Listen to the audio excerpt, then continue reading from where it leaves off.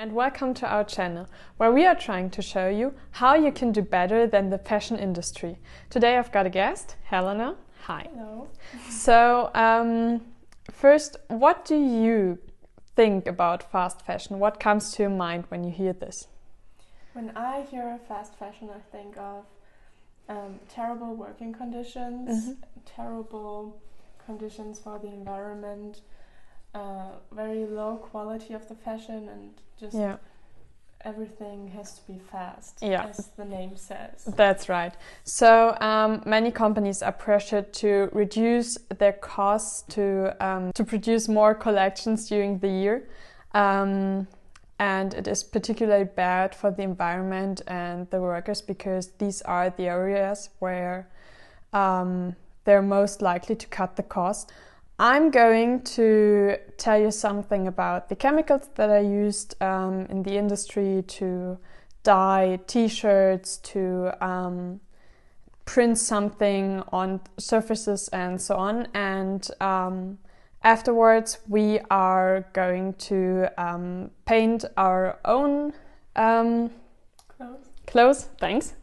And I'm going to tell you how you dispose your paint in the right way, because I didn't knew this before, and I bet you didn't either. No, me neither. So let's start. First of all, vibrant colors and prints and fabric dyes are achieved with toxic chemicals, and therefore the fashion industry is the second highest polluter of water next to agriculture.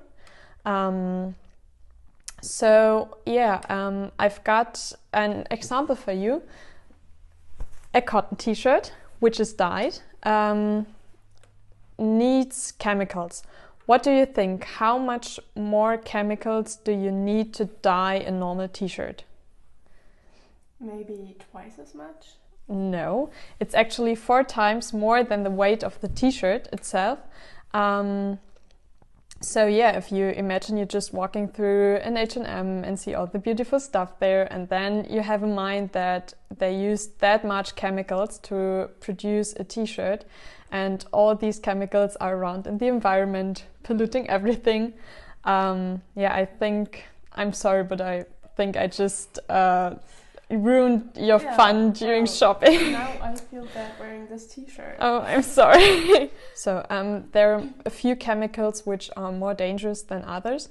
Most of them are actually forbidden in the EU, but they have only occasional checks, which doesn't guarantee that loaded goods aren't shipped into our shops here. So a few of these chemicals are, for example, softeners, which are used in leatherette, rubber, or used on printed clothes to keep the print from breaking. And the softeners are actually suspected to cause diabetes, cancer, and they're also a risk factor for premature birth. So they're pretty bad. Another thing would be formaldehyde, which is used to keep shirts wrinkle-free and are also used in many dyes. And it's actually one of the only chemicals that have to be labeled on your clothes when it comes in contact with your skin and exceeds the limit of 0.15%. It's only recommended to wash it before you wear it, but it's also suspected to cause cancer, because I think washing wouldn't do it. So there was also a study that showed that many industrial workers suffer from tumors around their nose and mouth. So I bet that isn't something you want to have on your skin, right? Not really. So you told me about the chemicals and all the bad effects it has on the workers and environment, but what can I do to reduce my chemicals? So, I've got a few tips for you. In Germany, we have a symbol which is on many paints. It's the so-called Blauer Engel or the Blue Angel, and it guarantees you that it is low in pollutants and water soluble. And another thing would be that you keep in mind that you use the right amount of paint, that you don't overdo it and have to throw much away.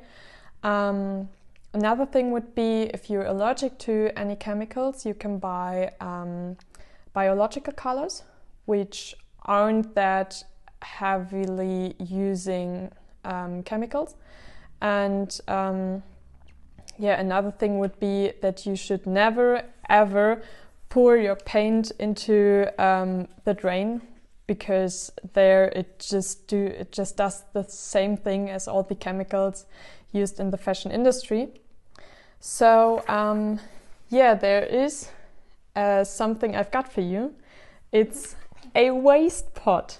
Oh, thank you. So yeah, so I've got one for myself, and it's actually recommended to use these waste pots. You can put all your paint in there which you didn't use and you can't use afterwards. So you just put everything in there, and if it's full, you just bring it to your local waste collection point. They'll take it there and dispose it for you. So during our project where we're going to paint on our clothes, we can use this, and it's going to be a lot more logical how to use them.